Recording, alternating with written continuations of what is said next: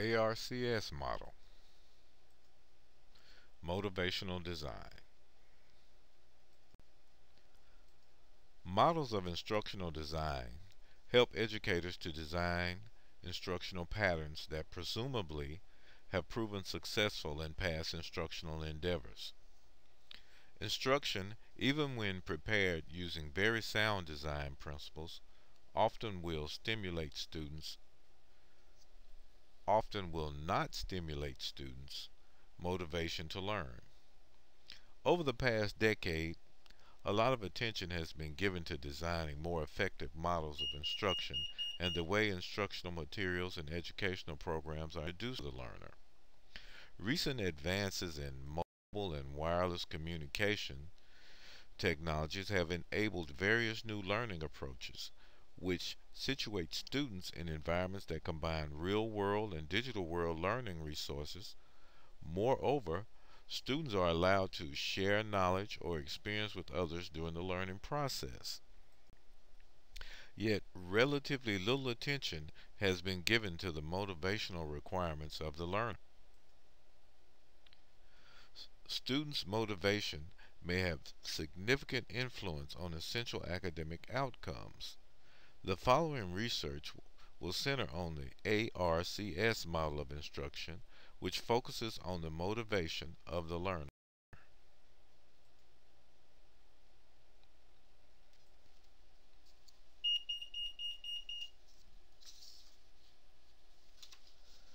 The ARCS model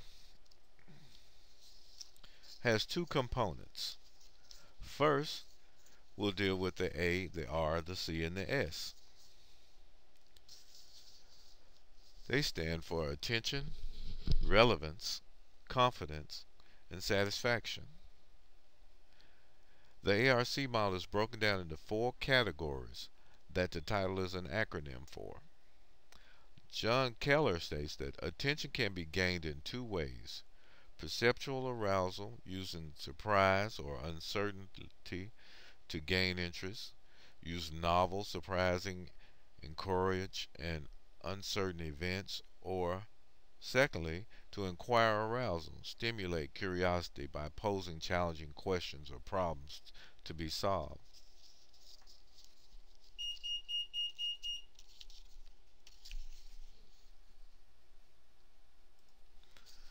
The second requirement of Keller's model is to build relevance. Even a learner whose curiosity is aroused can lose motivation if there is no perceived value. Institute relevance in the lesson given in order to intensify a learner's motivation. To do this, use concrete language or examples with which the learner are familiar.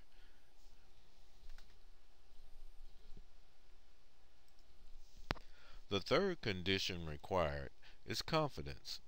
The students must establish, with your help, positive expectancies of success. Confidence will be defined as self-assurance or a belief in your ability to succeed. It is very important that students understand what is expected of them. Being successful in one situation can improve one's overall confidence in that person attributes success to personal effort or ability.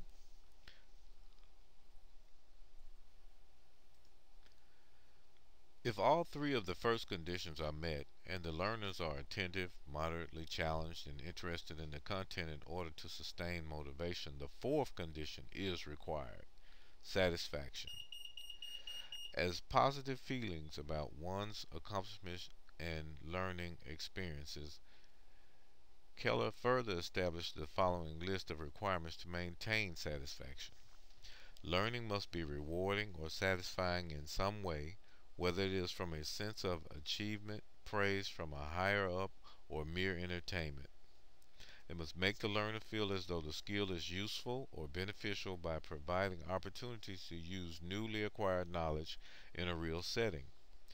Provide feedback and reinforcement, and do not patronize the learner by over-rewarding easy tasks.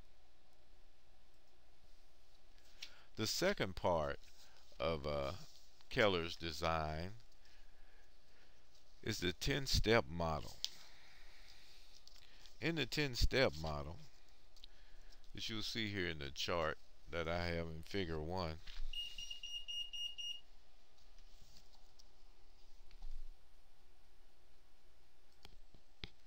the first two steps analyze the components of the process, produce information about the status quo, and provide the basis for analyzing gaps in their causes, which are done in the third and fourth step. Based on these analyses, in step 5, one prepares objectives for the performance improvement project and specifies how they will be assessed. There are two steps in design, and Keller discusses. Step 6 consists of brainstorming in each category to develop a rich list of possible solutions, and step 7, according to Keller, is more critical and analytical for the purpose of selecting solutions that best fit the time, the resources, and the constraining factors in the situation. The final steps are similar to any other developmental model. In step 8, you should pick the most feasible tactic from step 7, and in step 9 and 10 are development and evaluation. The ARCS design process is effective and comprehensive, yet it has two limitations. It requires that the designer or teacher have a thorough knowledge of the 4 categories of the ARCS model and its subcategories, and it can be time consuming. Now, the ARC model here is compared to Van Meerboer's 4CID model, where you see attention and the learning task, which in the 4CID model is design learning task, sequence task practice, set performance objective. These things will help you to gain the student's attention, or you should use them in relation to the ARC model to gain attention. And then under relevance, the supportive information is what Van Meerboer would discuss. The design supportive information, the analyze cognitive strategies, and analyze mental models. This will give you a relevance for what the student learner is about to achieve. And then confidence, the design procedural information, the JIT information, and analyze cognitive rules and analyze prerequisite knowledge. This will help the student gain confidence. This is how they compare to each other. And under satisfaction, the part task practice. You can design the part task practice so that the student will gain a feeling that it can be used in its regular life. And here we see how it will compare to Gang's taxonomy when we're talking about the attention, the relevance, the confidence, and the satisfaction in the ARCS model. The table below correlates the key categories in the theoretical model developed by Gaines. Gaines' terms are in green and Keller's terms are in maroon.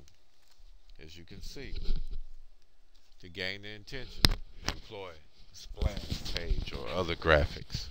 To establish objectives, clarify why a lesson is important. Provide a lesson overview. Confidence, provide learning guidance. Satisfaction, provide feedback. This shows you how you can use the ARCS model